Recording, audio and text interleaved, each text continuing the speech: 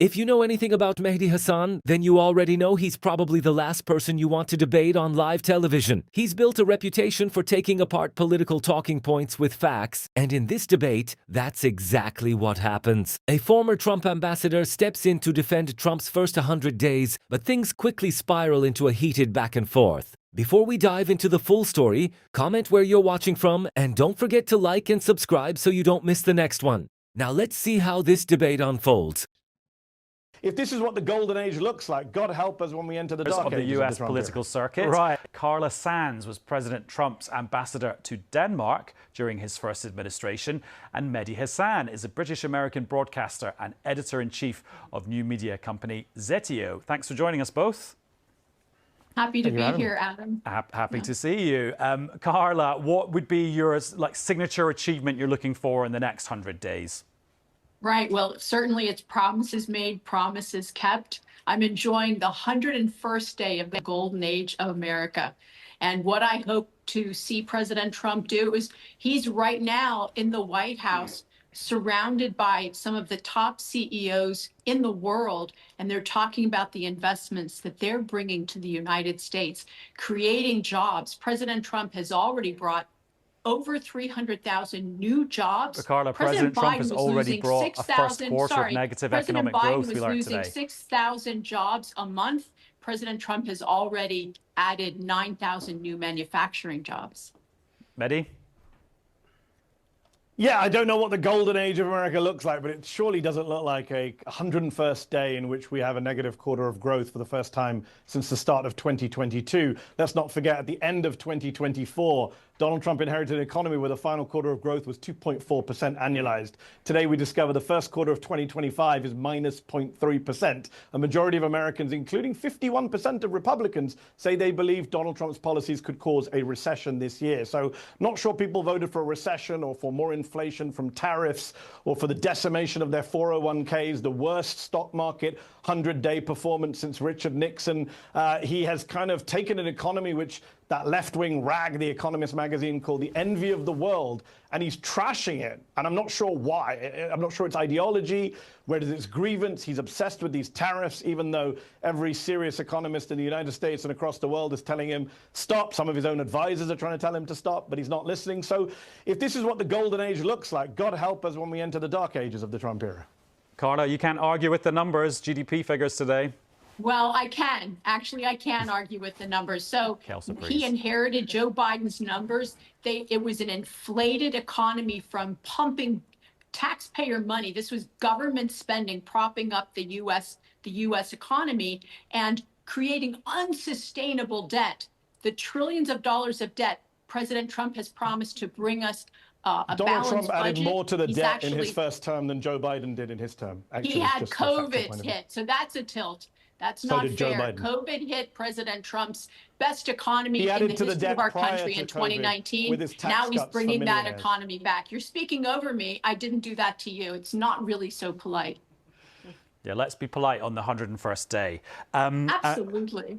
Carla, I mean, OK, let's say there's another quarter of negative economic growth and we speak in 3 months' time. Is that OK? Is that a price worth paying for what Donald Trump wants to do to the economy?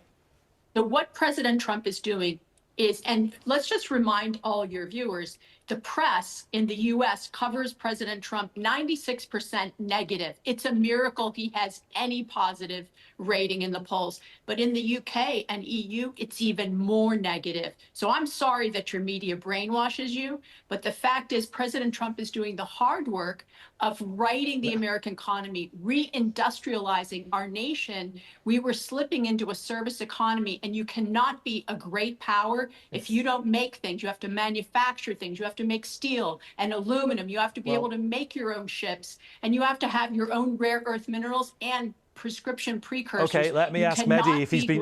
Carla, let me ask Mehdi if he's been doing any brainwashing lately.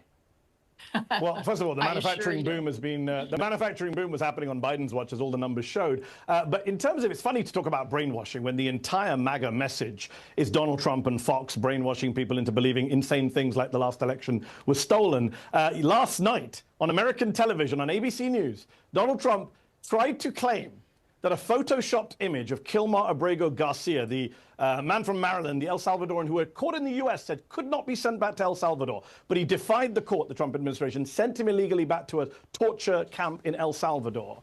And Donald Trump went on live TV and 7 times, Adam, 7 times, he said that MS-13 was written on his knuckles, because this was the digitally photoshopped image that Trump was given by his aides and that they put out to right-wing media. It's a photoshopped image. Trump 7 times claimed to the audience that those numbers were really there on his hands. That is the level of delusion and gaslighting and dishonesty in this White House. I mean, every president lies. George Bush lied, Joe Biden lied, or Barack Obama lied.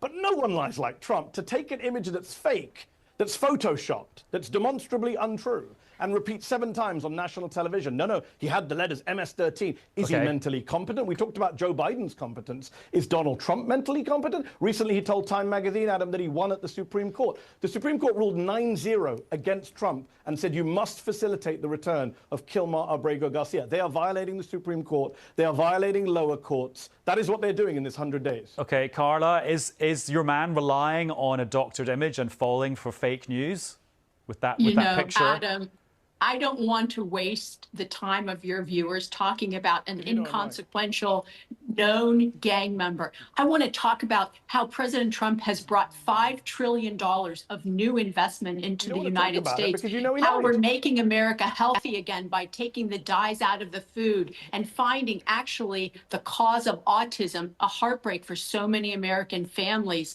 They're losing their children.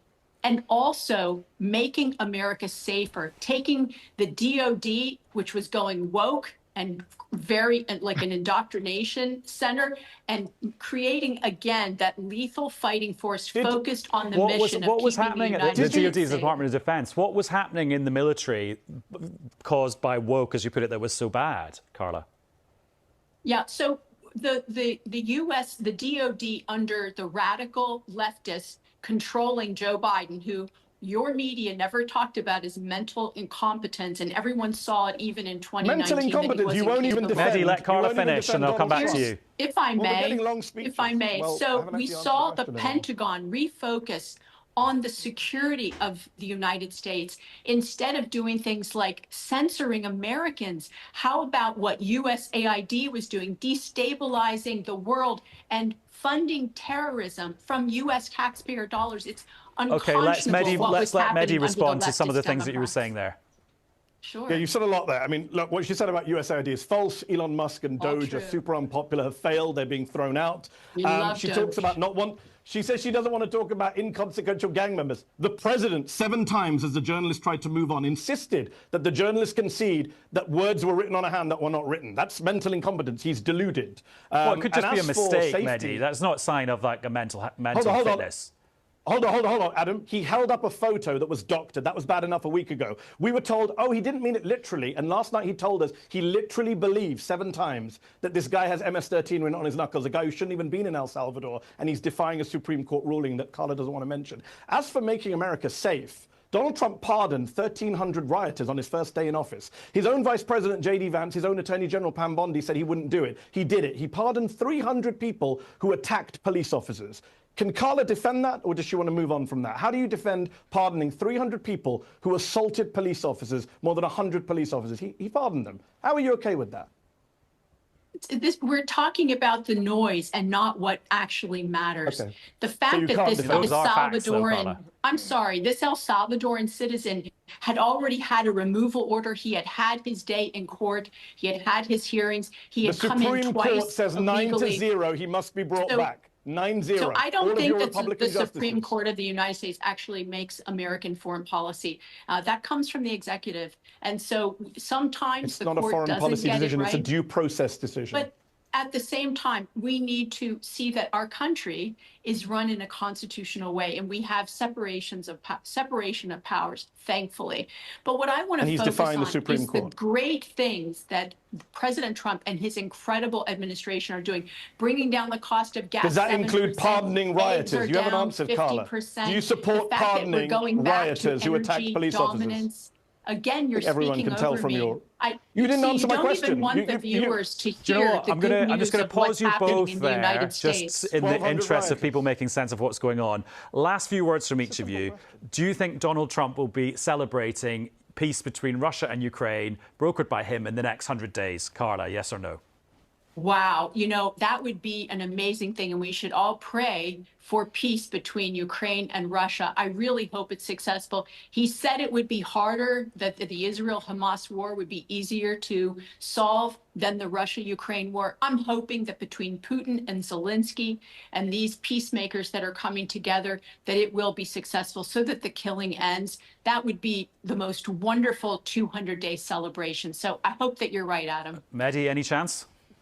Adam, I'm glad you asked that question. Trump said multiple times he would solve the war in 24 hours before he entered office. We're now 240 hours in. We're 100 days into this thing. And 2,400, sorry, I can't even do maths. Yeah. 2,400 hours later, and he hasn't done it, right? Because he lies. Mehdi, you have me questioning your mental fitness after that. I know, my mental fitness, but I conceded I was wrong, and Trump's never done that. 2,400 hours later, he has not solved the Ukraine conflict. He's actually been tougher on Canada and Denmark, our NATO allies, than on Vladimir Putin.